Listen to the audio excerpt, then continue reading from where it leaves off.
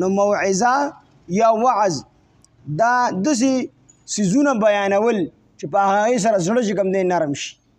دې څیزونه بیانول چاته چې په هغې سره زړه نرم شي، زړه الله تعالی طرف ته راوړي، نو دې ته چې کوم دی وعظ او موعظه ویلی شي.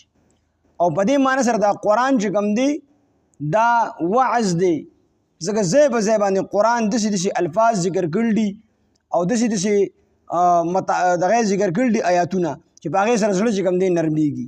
نو دا قرآن موعظه دی، وعظ دی، نصیحت دی.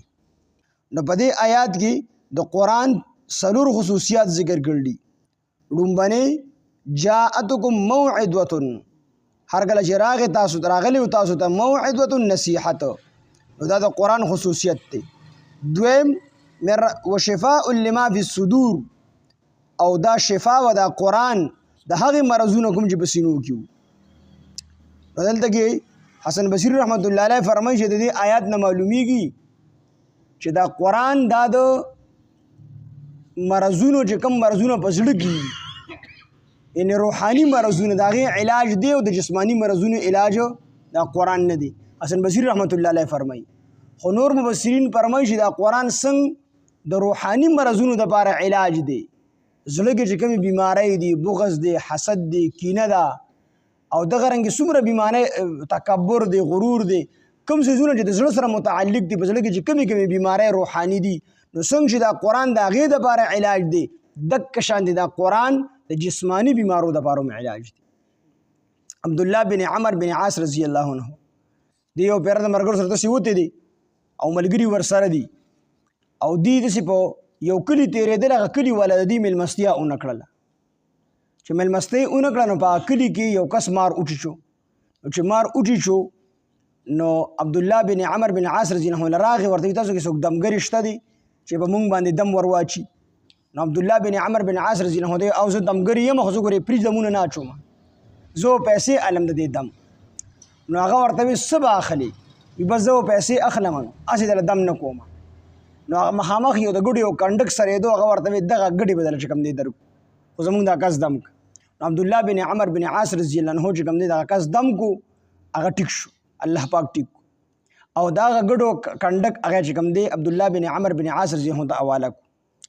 نو چې کله دغه کنډک دی له ورکو، نو دی زړه کې دا سوچ وکړو چې یاره کیدای شي دا څیز حرامي، تر هغې پورې دې له ګوتې نه ورلو تر څو چې موږ نبي علیه السلام ته دا خبره نه کړې. نو نبی علیه السلام له چې دی لاړه ګډې او بیزې ځان سره بوتلې، کنډکې ځان سره بوتو. نو نبی علیه السلام ته دا ټول حال بیان کړو. نو نبی علیه السلام ته وفرمیل کو تاسو غواړئ نو په دې عیسه کې امام ځان سره شریک کړئ، یعنې تا چې دا کمې ګډې او بیزې په دې دم باندې اخیستي دا جایز دي، ناجایز نه دي. او بیا دې تپوس وکړي تا په څه باندې دم کړی دی، تا چې دا مار چیچلې په څه باندې دم کړی دی؟ نو هغه ورته ما په سوره فاتحه باندې. نو بیا نبی علیه السلام دې تپوس وکړي دا تا ته څه پته و چې سوره فاتحه کې شفا ده، په دې باندې سړی روغېږي. نو عبدالله بن عمر بن عاص رضی الله عنه ته ووایي د الله پیغمبره کله چې تاسو سوره فاتحې تفسیر بیانوم، تاسو موږ ته ویلو چې د دې نوم یو نوم سوره شفا دی، د شفا صورت. نو د هغې نه ما دا استدلال وکړو چې دا د شفا صورت دی، نو په دې باندې مریضان جوړېږي. نو د دې وجې ما سوره فاتحه ولوستله، دا مریض الله تعالی جوړ کړو. نو قرآن چې څنګه د روحاني بیمارو دپاره علاج دی، نو دقه شان دی د جسماني بیمارو دپاره هم علاج دی.